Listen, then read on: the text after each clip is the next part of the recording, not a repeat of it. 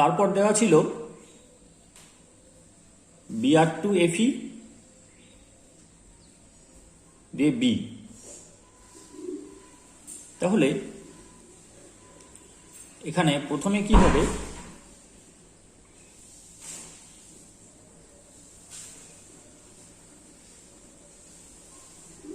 যে alkaline environment আছে তাতে এই H+টা চলে যাবে।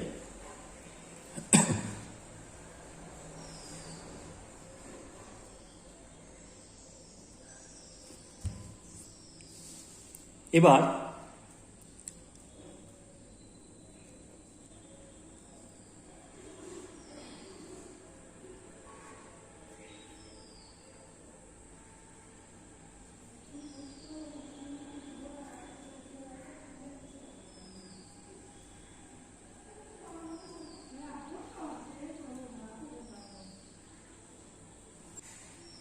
মাইনাসটা এখানে অ্যাটাক করবে,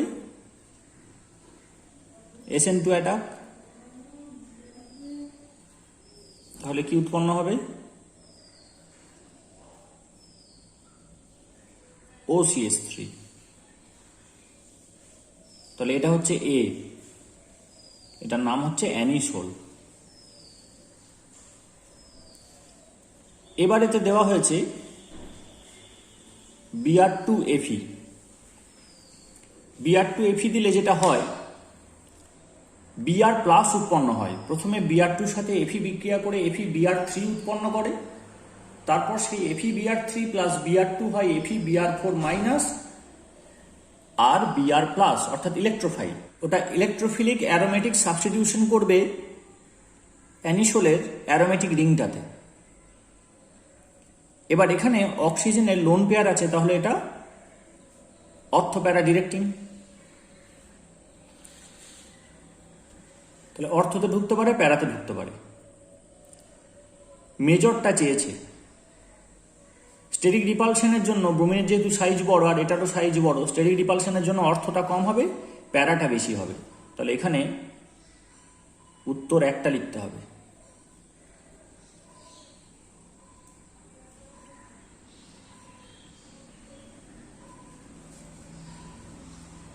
প্যারা ব্রোমো অ্যানিসোল। এখানে কনসেন্ট্রেটেড H2SO4 দিয়ে যদি 20 ডিগ্রি সেন্টিগ্রেড দেওয়া হয় তাহলে কাইনেটিক্যালি কন্ট্রোল প্রোডাক্ট হবে, সেখানে অর্থতে ঢুকবে SO3H। আর যদি 100 ডিগ্রি সেন্টিগ্রেড দেওয়া হয় তখন থার্মোডাইনামিক্যালি কন্ট্রোল প্রোডাক্ট হবে, প্যারাতে ঢুকবে SO3H। এখানে 373 কেলভিন দেওয়া আছে, 373 কেলভিন অর্থাৎ 100 ডিগ্রি সেন্টিগ্রেড। তাহলে আমি প্রোডাক্ট পাবো কি, প্যারা।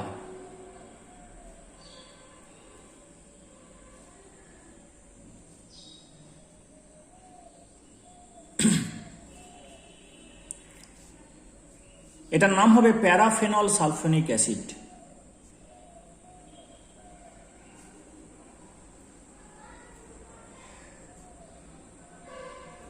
আর এটা হচ্ছে সিটা মিস করলে হবে না। এবার এখানে কি করা হয়েছে, কনসেন্ট্রেটেড HNO3 দেওয়া হয়েছে।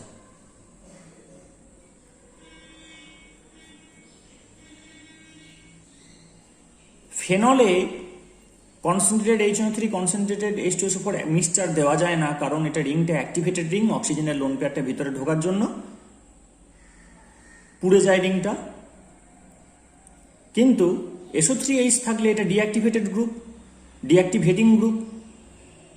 তাহলে এই যে লোন পেয়ারটা ভিতরে ঢুকছে তার এফেক্টটাকে অনেকটা নালিফাই করে দেবে, ফলে এখন কনসেন্ট্রেটেড HNO3 দিতে অসুবিধা নেই।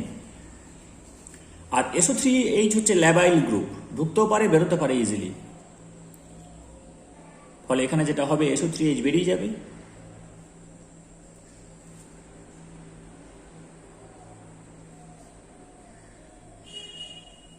তিনটেতে NO2 ঢুকে যাবে।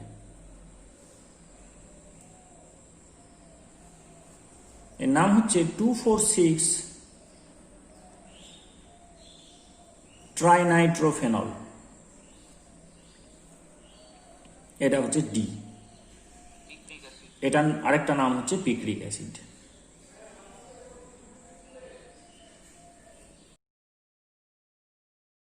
প্যারাহাইড্রক্সি বেঞ্জাইল অ্যালকোহলের নাম ফেনলটা আগে বলে দিলে হবে না, বেনজাইল অ্যালকোহলটা আগে বলতে হবে, তার প্যারাতে হাইড্রক্সি গ্রুপ আছে। এখানে দেওয়া হয়েছে CH2N2। CH2N2 মানে হচ্ছে ডায়াজোমিথেন।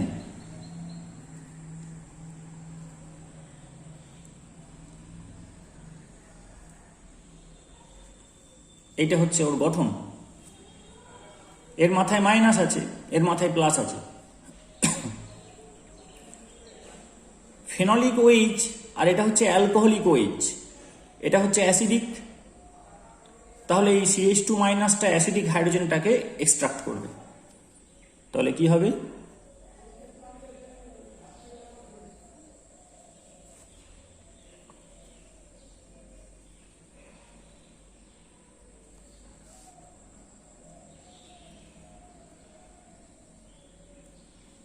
কি করে এক্সট্রাক্ট করলো যদি দেখাতে চাই, তাহলে এখানে O বন্ড H লিখতে হবে।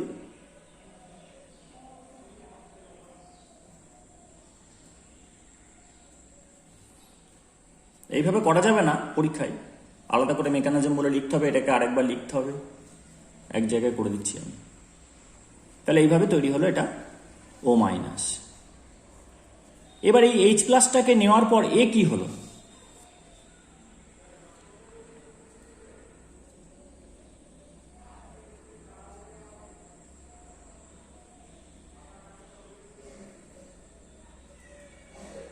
ছিল CH2 মাইনাস N2 প্লাস, এবারে H প্লাস নিয়ে নিয়েছে, তাহলে এটা হলো CH3 আর এটা N2 প্লাস। তাহলে এই মাইনাসটা এবার এখানটা অ্যাটাক করবে, এ বেরিয়ে যাবে।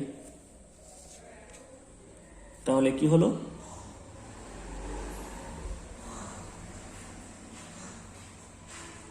এটা হলো OCH3।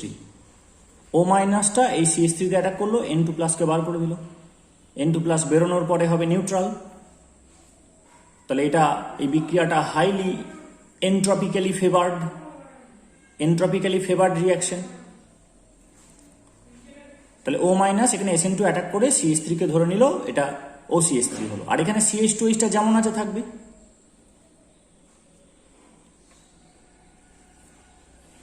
এখানে কি দেওয়া হচ্ছে? NaH, মানে Na plus H minus. H minus এটাকে ধরবে, হাইড্রোজেন গ্যাস বেরিয়ে যাবে। কি উৎপন্ন হলো? এটা OCH3, এটা হলো CH2O মাইনাস, তার সাথে দেওয়া আছে CH3I। তাহলে I বন্ড C, CH3I অর্থাৎ মিথাইল আয়োডাইডটাকে আমি এইভাবে লিখতে পারি। এই মাইনাসটা এখানে প্লেস করলো, সরি এটা I হবে, CH3I, লিভিং গ্রুপ I বাইরে বেরিয়ে গেল। তাহলে কি হবে?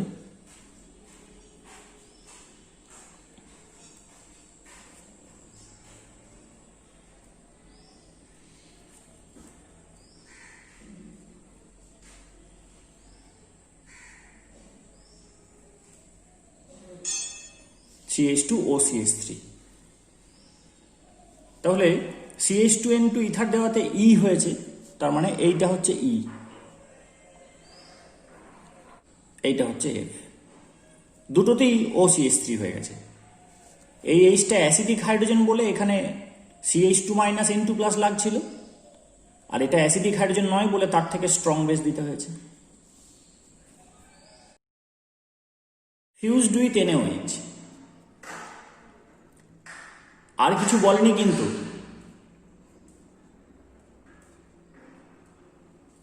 তাহলে উত্তর হবে এইটা। এটা হচ্ছে জি, নাম হচ্ছে সোডিয়াম ফেনেট। এখানে সোডিয়াম লিকুইড অ্যামোনিয়া দেওয়া হয়েছে, তাহলে সোডিয়াম প্রথমে কি করবে?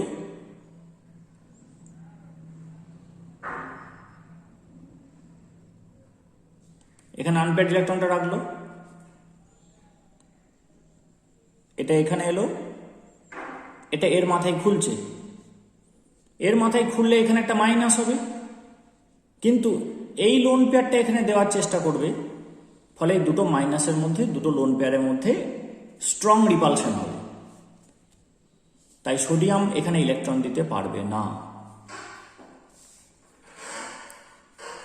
তাহলে অল্টারনেটিভ কি?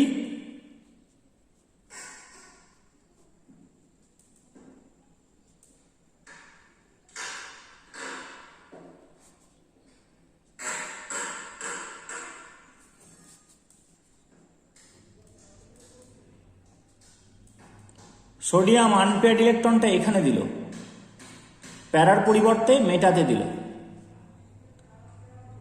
দিলে এটা এখানে আসবে, এটা এখানে খুলে যাবে। এটা হাফ অ্যারো দেওয়া আছে, এই দুটো ফুল অ্যারো দেওয়া আছে। কি উৎপন্ন হলো?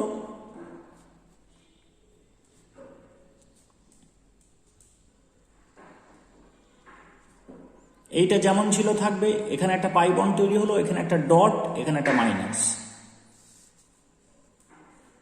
এবার এখানে লিকুইড অ্যামোনিয়া সলভেন্ট থেকেও প্রোটন বার করবে,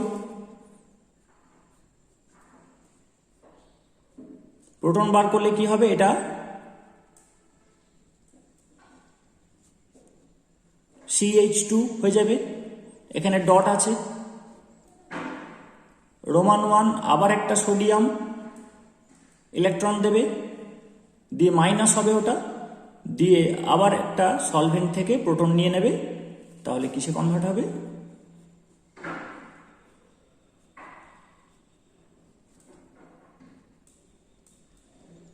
এই যৌগটাতে কনভার্ট হবে। এটা হচ্ছে H, আর এটাকে বলা হয় birch reduction. Sodium liquid ammonia এটা দিয়ে বার্চ রিডাকশন হয় যদি ইলেকট্রন রিপেলিং গ্রুপ থাকে এবং এই বন্ডটার সঙ্গে অ্যাডজাসেন্ট পাই বন্ড থাকে, কনজুগেশনে পাই বন্ড থাকে। আর যদি ইলেকট্রন উইথড্রয়িং গ্রুপ হয় তখন এই বন্ডটার প্যারালেল পাই বন্ড হয়। আর এখানে দেখ অ্যারোমেটিসিটিটা নষ্ট হয়ে গেছে, কারণ কনজুগেশনটা ব্রেক হয়েছে। আর সব পাই বন্ডগুলো রিডিউস হয়নি, তিনটের মধ্যে একটা পাই বন্ড রিডিউস হয়েছে, সেজন্য এটাকে বলা হয় সিলেক্টিভ রিডাকশন। সিলেক্টিভ এবং পার্শিয়াল রিডাকশন, তিনটের মধ্যে তিনটেই হয়নি, একটা হয়েছে। যদি এখানে কোনো ইলেকট্রন উইথড্রয়িং গ্রুপ থাকতো,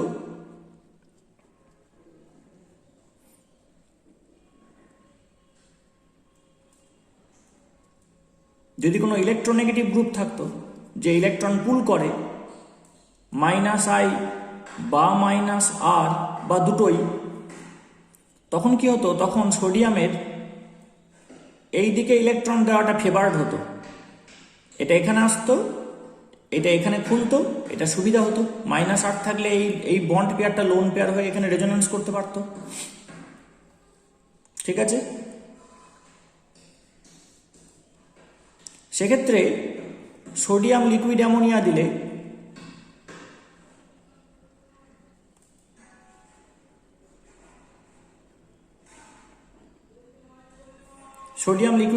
দিলে এইখানে ডবল বন্ড হবে। এখানেও আগের মতনই পার্শিয়াল রিডাকশন,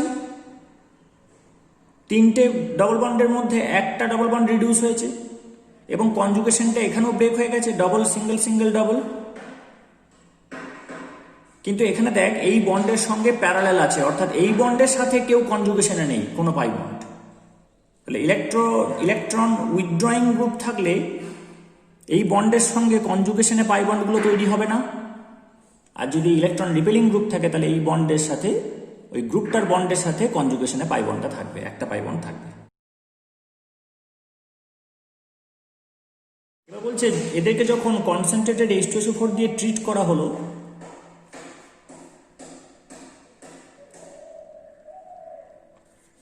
তখন দুজনে একই কম্পাউন্ড দেয় C।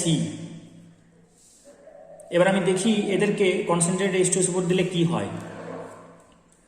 যদি প্রোপানলকে CH3 CH2 CH2OH একে যদি কনসেন্ট্রেটেড H2SO4 দিয়ে ট্রিটমেন্ট দিই, তাহলে তৈরি হবে প্রোপিন। প্রোপান 2 অলকে যদি আমি কনসেন্ট্রেটেড H2SO4 দিয়ে ট্রিটমেন্ট দিই, তৈরি হবে প্রোপিন, মানে এই OH আর এই OH আর এই H বেরোবে, এখানে ডবল বন্ড হবে, প্রোপিন হলো। এই OH আর ধারের H বেরোবে, এখানে ডবল বন্ড হবে, প্রোপিন হলো। আর যদি CH3 CH2O CH3 কে আমি যদি কনসেন্ট্রেটেড H2SO দিয়ে ট্রিটমেন্ট দিই, তাহলে একটা কমপ্লেক্স তৈরি হবে, একটা অ্যাডিটিভ কম্পাউন্ড তৈরি হবে। এটা প্লাস আর পাশে OSO3H, এটা লেগে থাকবে, আর কিছু হবে না। এবার যদি হিট দেওয়া হয় তাহলে হয়তো এই O মাইনাসটা এখানে অ্যাটাক করবে, দিয়ে এটা খুলে যাবে, CH3 CH2OH আর CH3 CH2OSO3H এর মিক্সচার তৈরি হবে। সেম কম্পাউন্ড আসছে না, তাহলে একমাত্র এই দুটোই হতে পারে, তাহলে সেম কম্পাউন্ড দেবে CC। তাহলে একটা আইডিয়া পেয়ে গেলাম যে this is A and this is B। এবার হতে পারে যে এটা B এটা A, সেটা আমাদেরকে দেখে নিতে হবে। এবার বলছে A gives a yellow PPT when treated with I2KOH। I2KOH দিয়ে ট্রিটমেন্ট করলে A gives a yellow PPT। এবার এটা হচ্ছে আয়োডোফর্ম রিয়াকশন। আয়োডোফর্ম রিয়াকশনে কোনো একটা কম্পাউন্ডে যদি রেডিমেড কিটোমিথাইল থাকে, কোনো একটা কম্পাউন্ডে যদি রেডিমেড কিটোমিথাইল থাকে, এটা কিটোমিথাইল বলা হয় বা অ্যাসিটাইল,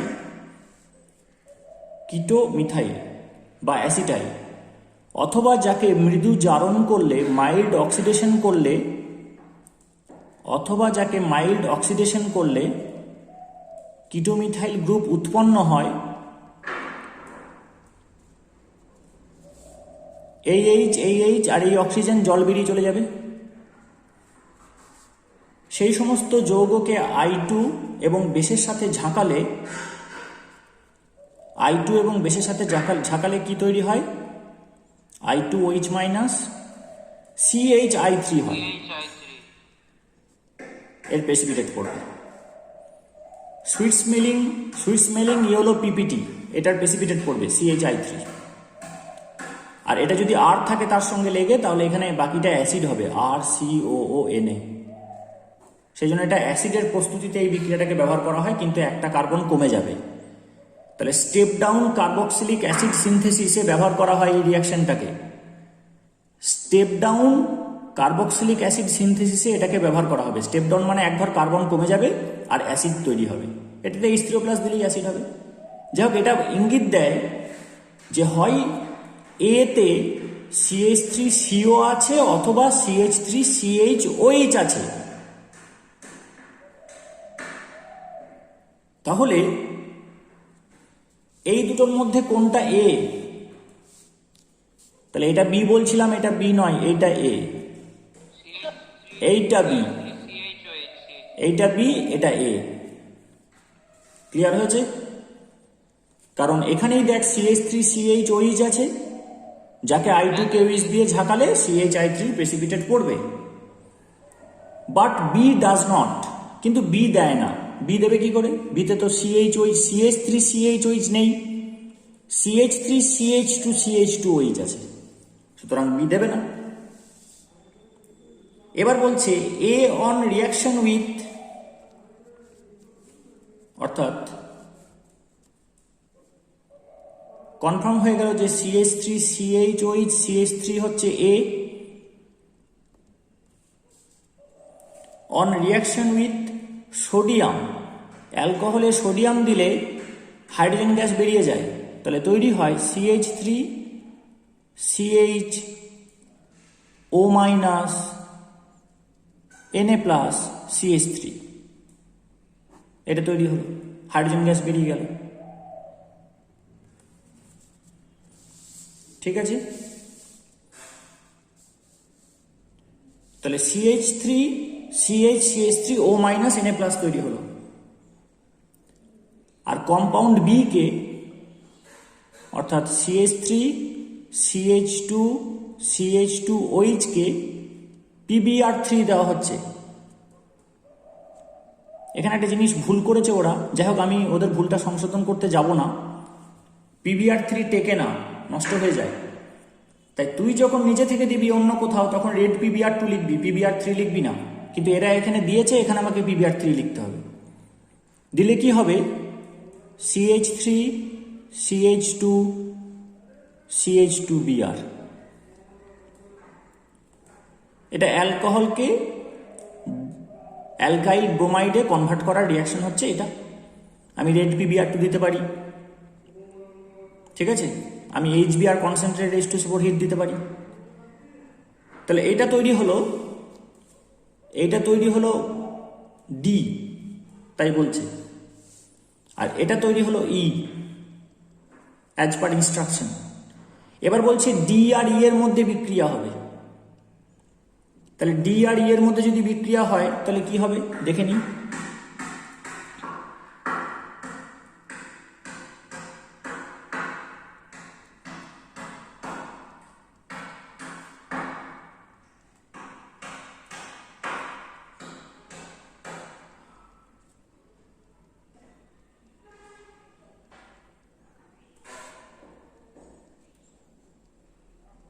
D মানে হচ্ছে CH3 আর এখানে O- Na+, সোডিয়াম আইসোপ্রোপক্সাইড। আর এটা হচ্ছে যে 1-ব্রোমোপ্রোপেন। তাহলে বলেছিলাম নিউক্লিওফাইল বড় হলেও ক্ষতি নেই, কিন্তু যেখানে অ্যাটাক করবে সেই জায়গাটা স্টেরিক হিন্ড্রেন্সটা কম হতে হবে। এখানে খুব কম নেই, কিন্তু দুটো হাইড্রোজেন থাকার জন্য SN2 অ্যাটাকটা হবে, একটু নিচের দিক ঘেঁষে হবে। এর নেম রিয়াকশনটা জানা আছে, এটা একটা নেম রিয়াকশন। প্রোডাক্টটা হবে CH3 CH3, এখানে O হবে, ওটার সঙ্গে কানেকশন হবে C, তার সঙ্গে দুটো H আছে, আর একটা CH3, একটা C2H5 আছে, মানে CH2 CH3। এটা হচ্ছে প্রোডাক্ট, এটা হচ্ছে F। তাহলে কি বলেছে? আইডেন্টিফাই A to F হয়ে গেল। এইটা কোনটা? এটা হচ্ছে 1-প্রোপানল, সরি এটা হচ্ছে 2-প্রোপানল, বিটা হচ্ছে 1-প্রোপানল। সি কোনটা? সিটা হচ্ছে প্রোপিন। ডি কি? ডি এই যে দেখতে পাচ্ছি প্রোপক্সাইড। ই কি? 1-ব্রোমোপ্রোপেন। আর এফ হচ্ছে এই ইথারটা। এর পরের প্রবলেমটা হচ্ছে arrange the following compounds in order of decreasing acidity. Decreasing না ইনক্রিজিং সেটা পরে দেখবো, অ্যাসিডিটির অর্ডার বের করতে বলেছিলাম তোদেরকে যে অ্যাসিডিটির অর্ডার বের করতে গেলে প্রথমে প্রত্যেকটার ওই H+ গুলোকে ছাড়িয়ে দিতে হবে, তারপর তাদের কনজুগেট বেসগুলোর স্টেবিলিটি স্টাডি করতে হবে। যার কনজুগেট বেসটা বেশি স্টেবল তার ইকুইলিব্রিয়ামটা ডান দিকে যাবে, তত বেশি H+ তৈরি হবে ও তত বেশি অ্যাসিড। তাহলে প্রথমেই কি করেছি, এদের H+ গুলোকে ছাড়িয়ে দিয়েছি। তাহলে H+ গুলোকে ছাড়িয়ে দিলে কি হবে? এটা হবে O-, এটা Na2, O- Cl, O- CH3, O- এটা OCH3 যেমন আছে। এবার হচ্ছে এই মাইনাসটা রেজোন্যান্সের ব্যবস্থা করতে পারলে তখন এটা স্টেবল হবে। রেজোন্যান্সের ব্যবস্থা আছে কারণ এটা অ্যারোমেটিক রিং। এবার নাইট্রো গ্রুপে কি আছে? -I আছে, -R আছে, ফলে এই মাইনাসটা এখানে স্টেবল হচ্ছে। তাহলে এটা সবচেয়ে স্টেবল কনজুগেট বেস, এটা সবচেয়ে স্টেবল কনজুগেট বেস। তাহলে এটার অ্যাসিডিটি সবচেয়ে বেশি। এখানে -I এফেক্ট আছে কিন্তু +R আছে, ফলে লোন পেয়ারটা ডিস্টার্ব হবে, কিন্তু নেগেটিভ চার্জটাকে টেনে কিছুটা হেল্প করবে। তাহলে এটা এর থেকে দুর্বল। এখানে +I আছে, এর ইলেকট্রন ডেন্সিটি এখানে দেবে, এও ইলেকট্রন ডেন্সিটি এখানে পুল করবে, ফলে ডিস্টার্ব করবে এটাকে, ফলে এটা তার থেকে দুর্বল। আর এখানে অক্সিজেন কার্বনের বন্ধনটা ভালো হয়, ফলে লোন পেয়ারটা একদম ভিতরে ঢুকে যাবে। তার সঙ্গে CH3+I এফেক্ট আছে, এখানে রেজোন্যান্স করতেই পারবে না, ফলে এটা লিস্ট স্টেবিলিটি। সবচেয়ে কম স্টেবল এটা, সবচেয়ে বেশি স্টেবল এটা। তাহলে এটা হতে চাইবে, তাহলে অ্যাসিডটা এটাতে কনভার্ট হবে, সঙ্গে H+ ছাড়বে, তাহলে এটার অ্যাসিডিটি অর্ডার বেশি। এবার তোর কাজ হচ্ছে আইডেন্টিফাই করা যে কোনটা কি দেওয়া আছে। প্রথম নাইট্রোফেনলটা কি দেওয়া আছে দেখ, নাইট্রোফেনলটা দেওয়া আছে সি, তাহলে সি গ্রেটার দেন, তারপরে এ হবে, তারপর বি হবে, তারপর ডি হবে, তাহলে C A B D. Decreasing order বলেছে, তার মানে প্রথমে বড়টা থাকবে, তারপর ছোট আস্তে আস্তে ছোট হবে। আর প্রোপিনে হাইড্রোবোরেশন অক্সিডেশন, প্রোপিনে হাইড্রোবোরেশন অক্সিডেশন করলে 1 প্রোপানল হয়, আর অক্সিমার্কিউরেশন ডিমার্কিউরেশন করলে 2 প্রোপানল হয়। এটা ভিডিওতে পেয়ে যাবি details mechanism. Give short note বলেছে, তেমন তোকে মেকানিজমটা দেখাতে হবে।